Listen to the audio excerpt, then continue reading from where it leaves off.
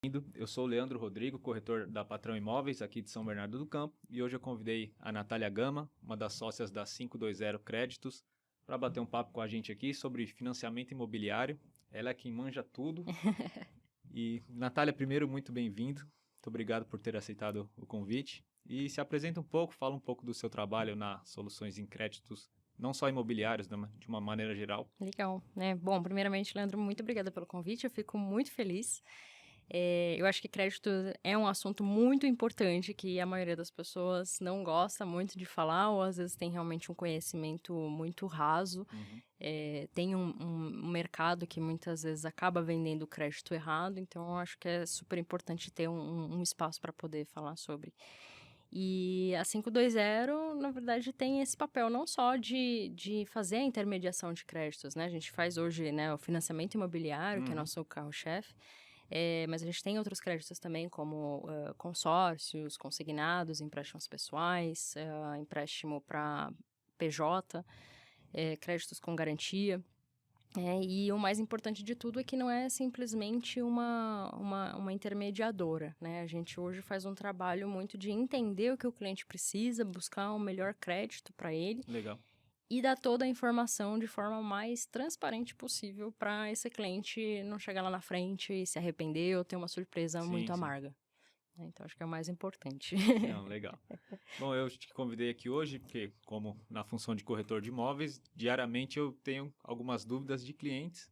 E aí eu trouxe algumas aqui para você tentar ajudar Legal. nessas dúvidas, tá bom? Maravilha. Bom, a primeira de todas é a que eu mais escuto, né? O que que eu preciso ter, o que que eu preciso de documentação para conseguir financiar um imóvel? Legal. Bom, as documentações básicas, documentos pessoais, né, RG, CPF, certidão de casamento ou nascimento, isso é uma coisa muito importante que às vezes as pessoas chegam e falam, mas eu não sei onde é que está minha certidão de casamento, certidão de nascimento, mas muitas vezes alguns bancos acabam exigindo esse documento para realmente fazer uma análise, e comprovações de renda, né? Sim, Hoje em dia existem alguns tipos de comprovação de renda, né, e de acordo com os bancos, tem determinadas, comprovações que são aceitas e outras não, né. Então, por exemplo, a maioria das pessoas acaba sempre perguntando: "Ah, precisa do imposto de renda?". muita gente pergunta isso. Muita gente, muita gente. Então, isso acaba às vezes sendo um problema para quem é autônomo ou às vezes o empresário, né, que está começando ali. Então, o imposto de renda, ele é realmente uma parte importante na hora da comprovação de renda, porém, alguns bancos, quando a pessoa já é correntista há alguns anos, né, ela tem uma certa recorrência ali de entradas. Então, o banco ele acaba, muitas vezes entendendo que aquela pessoa tem aquela renda ali Sim, e, consequentemente, às vezes a gente vai subir um processo e só no cadastro aquele cliente já aprova. Isso legal. também por perfil, né, enfim. Eh, e tem as outras variações, a gente tem aí parte de holerite, extrato bancário, né, então tudo isso acaba ajudando e, assim, quanto mais formalizado, né, a renda do cliente, mais fácil acaba sendo a aprovação. Sim, legal. Hum. Você comentou dessa questão do relacionamento com o banco, mas isso é exigido ou eu posso financiar num banco que eu não tenha relacionamento? Existe sim a possibilidade, às vezes, da pessoa não ser correntista daquele banco e poder fazer uma análise, né, mas existem bancos que eles pedem que realmente a pessoa já Tem um tenha já relacionamento. a conta, pelo menos, inclusive, a gente tem que colocar já em sistema, por exemplo, o número da agência e da conta, Entendi, senão nem vai. entendi. Então é importante essa questão do criar um relacionamento com o banco. Isso acaba ajudando bastante. E óbvio, um relacionamento positivo, né, porque tem gente, às vezes, ali que não tem um histórico muito legal, né. É, já que você comentou essa questão, a pessoa que tem alguma restrição no CPF, acabou atrasando alguma conta, isso atrapalha, e proíbe que a pessoa financie ou não? Dá Le para fazer? Muito boa pergunta. Tem um banco estatal que, se realmente a pessoa tem qualquer tipo de restrição, acaba barrando e não dá para Entendi. seguir, né. Agora, por exemplo, dentre os bancos privados, a gente já pegou muitos casos, às vezes, que a pessoa tinha uma pequena restrição, né? Obviamente, eu vou financiar um imóvel, eu quero financiar 500 mil, e aí tem uma dívida lá de 50 mil, esquece, não vai ter dar, né? como. Mas, às vezes, acaba sendo uma restrição, né, baixa, né, pensando até nessa proporção. Às vezes, a pessoa tem ali uma restrição que está em R$ 400. E pelo relacionamento, o banco viu, é uma pessoa que é uma boa pagadora, mas, às vezes, aqueles R$ 400 até foi indevido.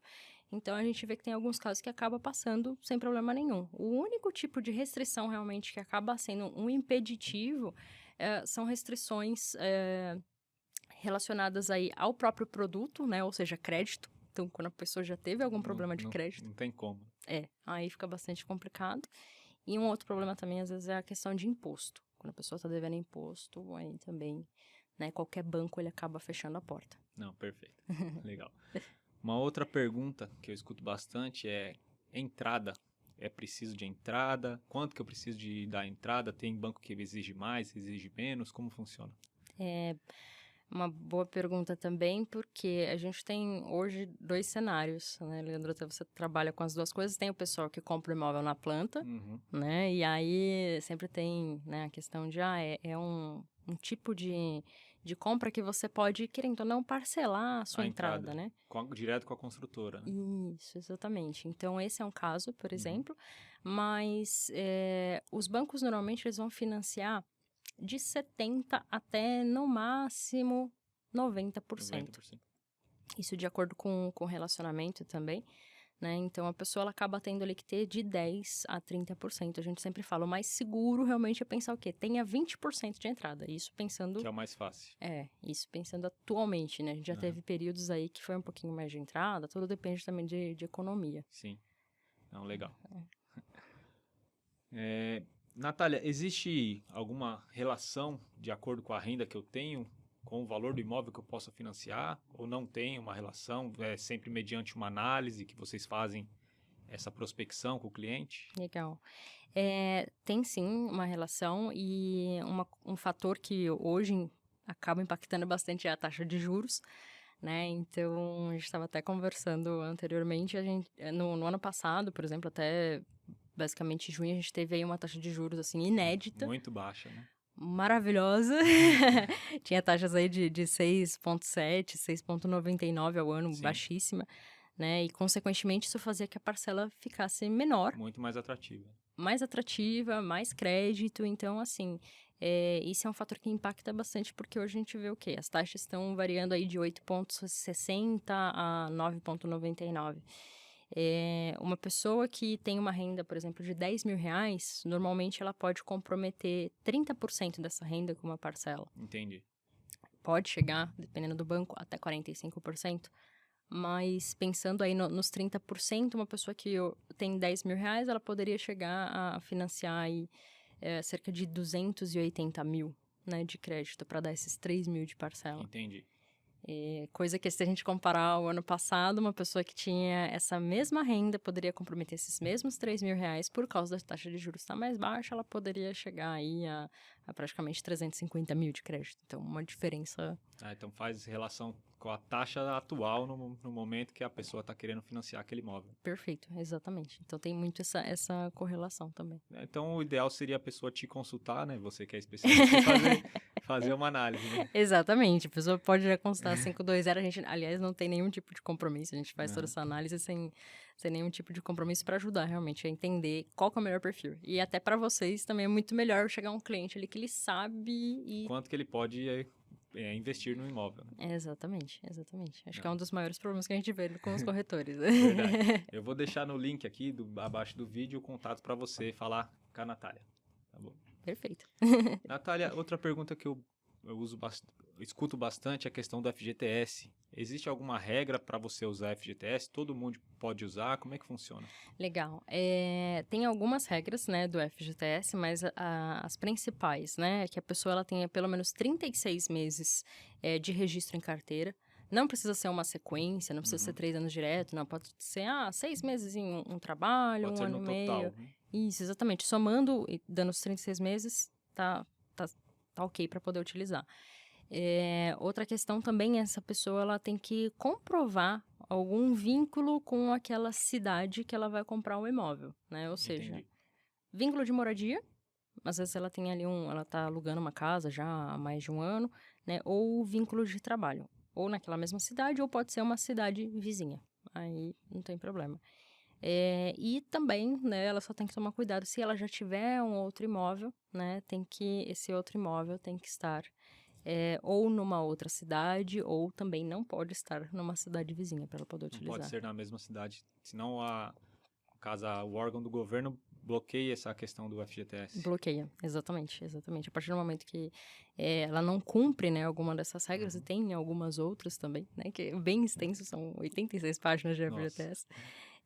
A partir desse momento, a Caixa hoje, né, que faz a administração do FGTS, ela automaticamente ela não vai deixar que esse recurso seja liberado. Liberado, exatamente. Bom, legal. Bom saber. Estou tendo uma aula. Ainda falando sobre a questão do financiamento, qual que é o prazo máximo que você consegue financiar um imóvel? Existe um limite que os bancos estipulam para que seja financiado ou não? Esse é em aberto? Legal. Hoje o prazo máximo é de 420 meses, né? O total de 35 anos. A maioria dos bancos trabalha já com esse prazo. E tem só uma observação, que é o quê? De acordo com a idade da pessoa também. Entendi. Então, assim, a última parcela desse financiamento tem que ser quando a pessoa estiver com 80 anos.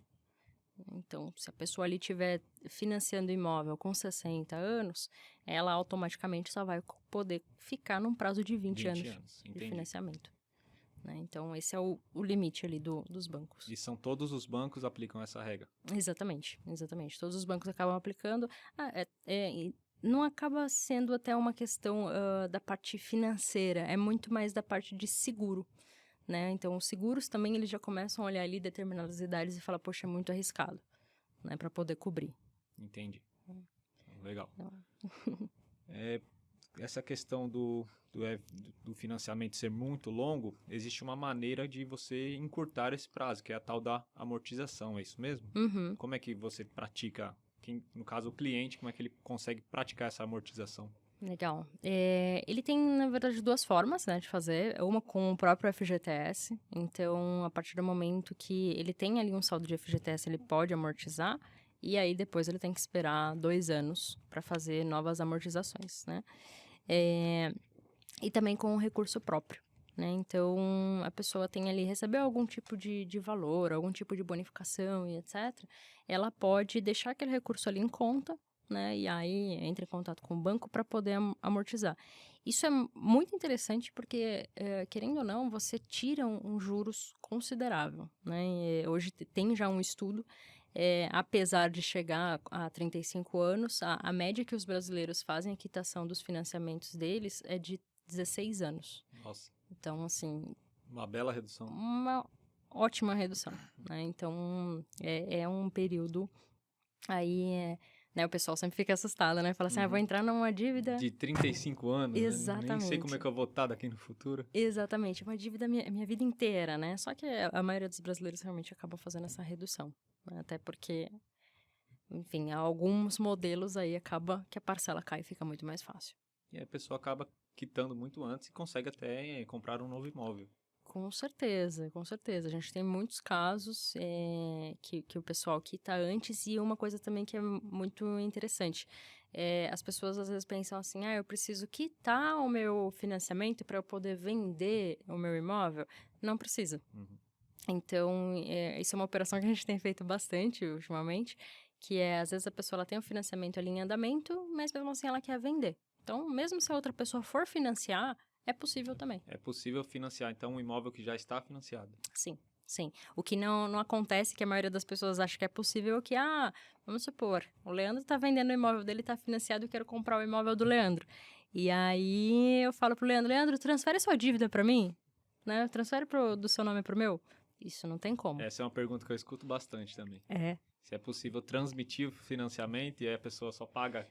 que uma já pagou no começo e assume as dívidas, isso não é possível, então? Não tem como, não tem como. Seria bem interessante, né? Mas o processo acaba sendo que, nessa situação ainda, eu teria que fazer uma aprovação no meu nome, né? E aí o meu banco vai quitar o saldo que tem ali na conta do Leandro. Assim, e tem muita gente, às vezes, que se mete em confusão, principalmente quando a pessoa não tem um corretor, né? Sim, E, vou comprar o imóvel e o fulano vai passar para mim a dívida dele, num contratinho ali de de gaveta, gaveta. etc. Isso dá uma dor de cabeça, porque isso não existe, né? E vai dar problema O que depois. você comentou, a gente encontra muito no mercado a pessoa que fala, não, eu comprei um imóvel e tal, mas você registrou, fez a escritura, fez a matrícula, a pessoa regala os olhos assim, não, eu tenho um contrato aqui. E a pessoa nem sabe se aquilo ali é válido ou não realmente. Acredito que essa questão do financiamento é bom que o próprio banco já é uma segurança quando você faz um financiamento, já tem força de escritura pública, não é isso mesmo? Exatamente, exatamente. O contrato do banco, ele serve como escritura pública, mas ainda assim, é interessante ter uma assessoria, porque a gente já chegou a pegar casos de clientes que às vezes tinham assinado contrato de financiamento, mas não tinha feito alguma etapa ali que acabou complicando a documentação na hora da venda, enfim. Então, e isso é, assim, um ponto. Uma bela dor de cabeça no futuro. Exato, um ponto muito, muito, muito delicado. Assim, as pessoas não sabem a dor de cabeça que é realmente você fazer uma transação dessa, né, querendo ou não, muito dinheiro. Normalmente é a maior transação que a pessoa faz durante a vida dela. Exato, exato. E às vezes a pessoa pensa assim, não, eu vou com a cara e com a coragem, eu vou sozinho.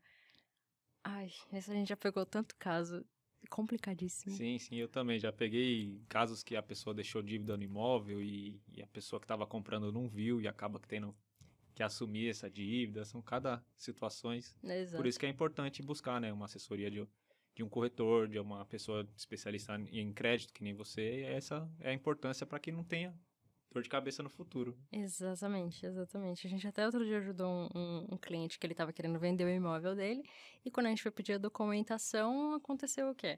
Tudo bem, me manda aí a matrícula. A matrícula estava no nome de outra pessoa Que nem sabe quem é. aleatória. E aí a gente foi falar com ele, ele falou assim: não, eu tenho um contratinho aqui e tudo mais. Então, assim, na época não fez com o corretor.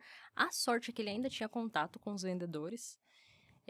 Mas eram herdeiros, né? E aí um dos vendedores não queria assinar a escritura. Então, assim, foi uma dor de cabeça. Uhum. Porque nessas situações que você percebe assim, poxa, eu precisava realmente ter um De uma auxílio. assessoria, né?